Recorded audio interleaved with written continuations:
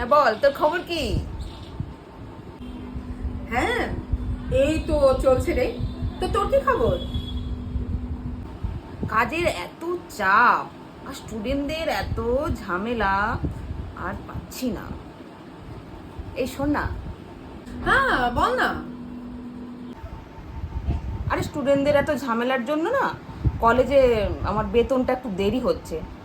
আমার একটু না 5,000 টাকার একটু দরকার ছিল, তুই দিতে পারবি?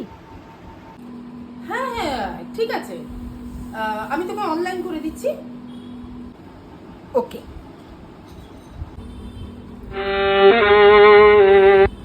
বৌদি, আমার না ছেলেটার খুব জ্বর কয়দিন থেকে।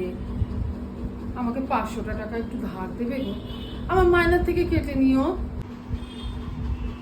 আমি তোমাকে কোনো টাকা পয়সা দিতে পারবো না। আর এছাড়াও আমি কি দান ছত্র খুলে রেখেছি যে তুমি যখন তখন টাকা চাইলেই আমার কাছে পেয়ে যাবে? মাস শেষ হবে, টাকা নিয়ে যাবে। যাও।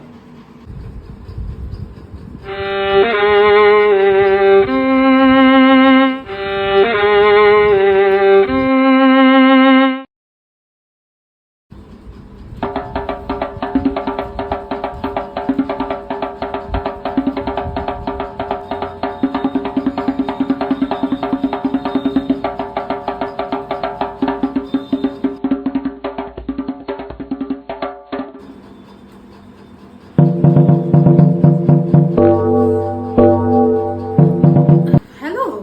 হ্যাঁ, কি রে, তুই আমার ফোন তুলছিস না কেন? আমি তো কত দিন থেকে তোকে ফোন করে। হ্যাঁ বল। ও আর বলিস না রে, এত ব্যস্ত কলেজের এইসব কাজ টাজ নিয়ে এত ব্যস্ত হয়ে আছি না, তোর ফোনটা। হ্যাঁ বলবি, কি বলবি বলছিলি বল। একটু ব্যস্ত হয়ে আছি, হ্যাঁ বল কি বলবি বল।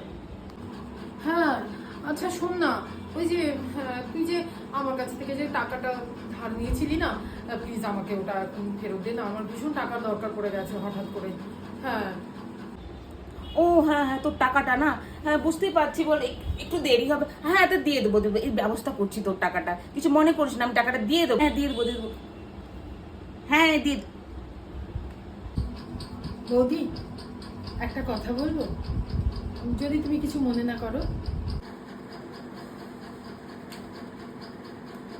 হ্যাঁ কি, তাড়াতাড়ি বলো, আমার ভালো লাগছে না।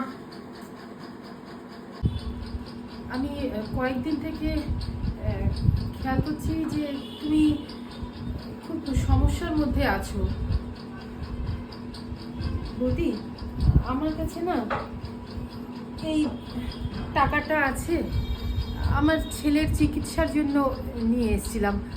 তুমি এই টাকাটা রাখো, আমার ছেলে তো আর নেই, এখন আর ওই টাকাটা আমার লাগবে না।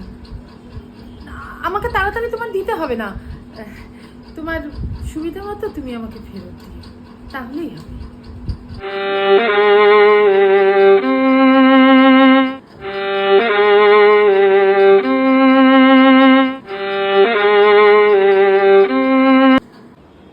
ফোনটা তো কেটে দিলাম, পরে যখন দরকার হবে টাকাটা তখন কি করব।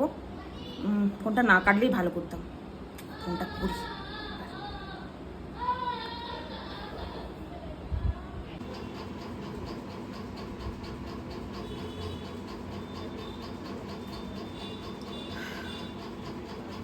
আজকে আমার নতুন জন্ম হলো, মানুষ চেনার জন্ম।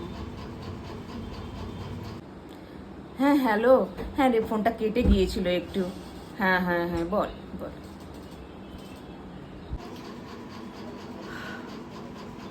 জানিস তো,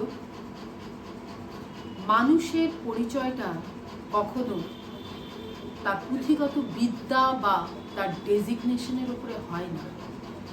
মানুষের পরিচয়টা হয় তার মনুষ্যত্ব বোধের উপর। আমি আজকে তা শিখলাম, আজকে সেটা আমি জানলাম। তুই যদি পারিস তাহলে তুই তোর স্টুডেন্টদের এবং তোর নিজেকে শুধুমাত্র পুঁথিগত বিদ্যা আর ডেজিগনেশন এই আওতার মধ্যে না রেখে প্রকৃত মানুষ হওয়ার চেষ্টা করিস।